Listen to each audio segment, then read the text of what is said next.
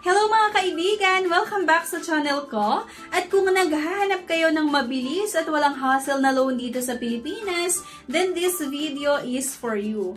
Pag-uusapan nga natin ngayon ang Finbro, isang online lending platforms na sobrang convenient para sa mga unexpected expenses, at make sure nyo nga lang na manood hanggang sa dulo para malaman nyo kung paano mag-apply, ano ang mga requirements at mga tips para maaprubahan ang inyong loan application.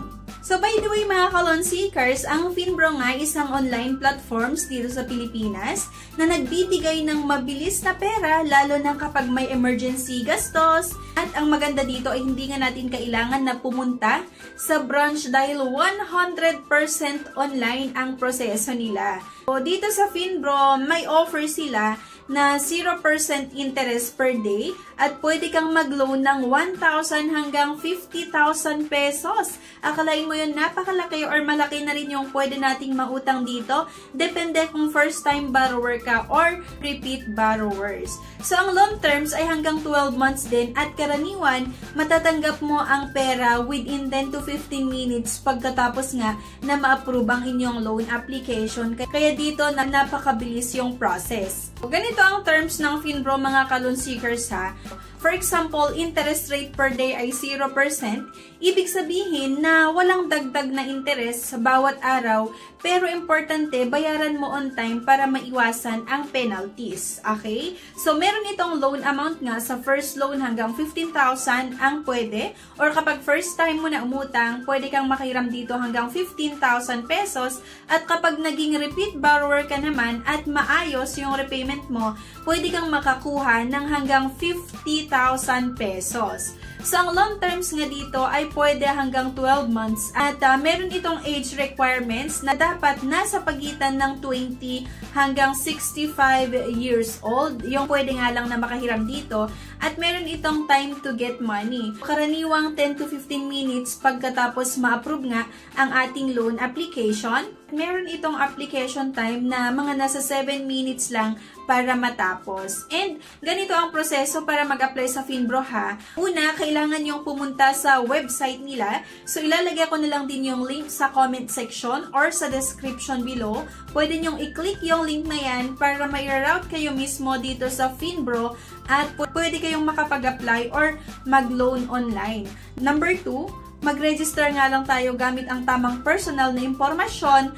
At pangatlo nga, i-upload ang mga requirements gaya ng valid ID at meron din itong selfie para sa verification. And 4, piliin nga lang natin ang loan amount at loan terms na gusto mo. 5, isubmit lang ang application at hintayin ang approvals na karaniwang mga 10 to 15 minutes lang. And number 6, kapag naprubahan yung loan application natin, mapupunta ang pera sa bank account na nilagay mo or sa e-wallets, kung ano nga yung nilagay mo na kung saan mo gustong matanggap yung loan proceeds kung halimbawa na maaprubahan ang loan application mo. So isa lang ito sa mga nakita ko kung bakit gustong-gusto ng mga borrowers ang Finbro. Ang una, 100% online kasi ang proseso at hindi na kailangang pumunta sa opisina. Hindi rin natin kailangan na mag-issue ng cheque or yun nga, pumila sa mga office nila para mag-submit ng requirements kasi lahat ng process nga ay 100% online. At pangalawa, meron itong instant payment. So, mabilis dumating ang pera pagkatapos na maaprubahan. Wala itong collateral na kailangan.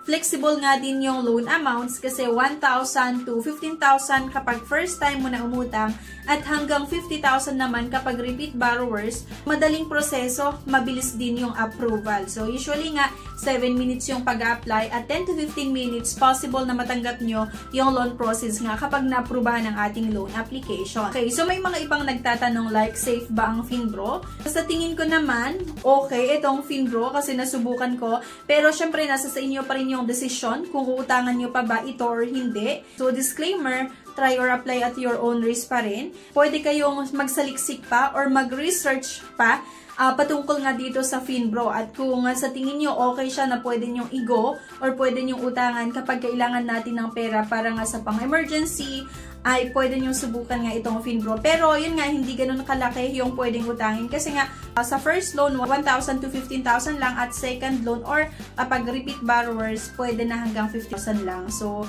hindi siya abot ng hundreds yung pwedeng mautang dito. Siyempre, baka may magtatanong paano kapag hindi makabayad on time sa Finbro.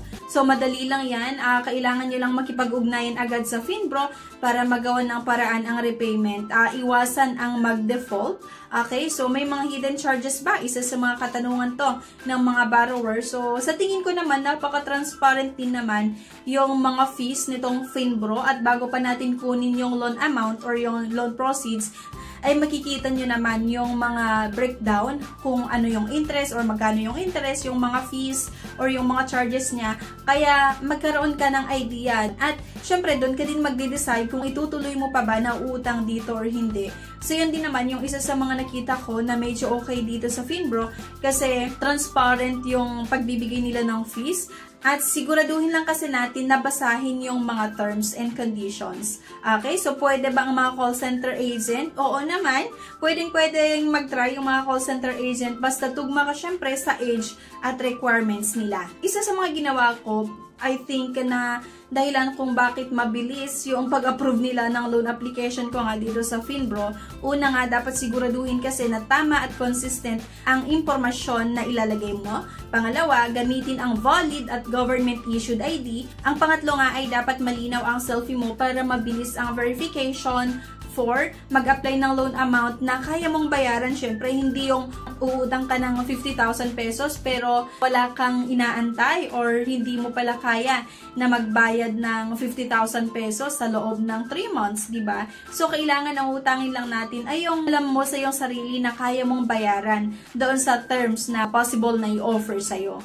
At panglima, lagi nating i-double check ang bank account or e-wallet details mo para walang problema sa payout. May mga instances kasi or may mga nagko-comment sa akin na nag-apply daw sila, approve yung loan nila, pero hindi nila natanggap yung loan proceeds. So, di ba, malay mo, mali pala yung nilagay mo na bank accounts mo or yung e-wallets account number mo. Lagi nating i-double check yung mga infos, lalong-lalo nga sa e-wallets or bank account details para hindi magka-problema nga sa payout. So, by the way, ang Finbro ay para sa mga empleyado na kailangan ng mabilis ang pera para sa emergency, or pwede rin ito sa mga small business owners na nangangailangan ng short-term na kapital, o di kaya sa mga freelancer at gig workers, at pwede rin sa mga sino mang gustong magkaroon ng hassle-free na loan nang walang collateral. So, itong Finbro loan kasi ay wala din namang collateral. Pero syempre mga ka-loan seekers, may ibang paalala lang na basahin mabuti ang repayment terms para maiwasan ang penalties. Okay? Kahit kasi sinasabi natin na 0% interest per day, meron pa rin itong mga fees kapag late ang pagbayad. At hindi lahat ay na-approve dito.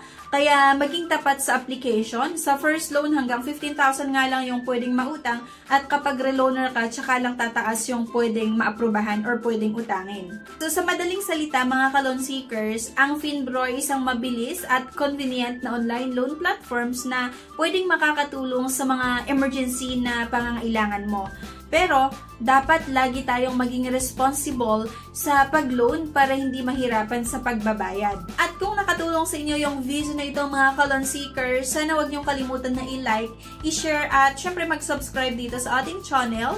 And kung may mga katanungan pa po kayo patungkol dito sa Finbro, pwede niyong ilagay yan sa comment section at sasagutin natin yan sa mga susunod na videos. At syempre kung na-experience niyo na itong Finbro, sana i-comment niyo pa rin kung ano yung naging experience niyo para mabasa ko at mabasa din ng mga iba na nagbabalak pa lang na utangan itong Finbro para lang magkaroon lang din sila ng idea. So, itong mga video kasi ay based lang din naman sa experience ko.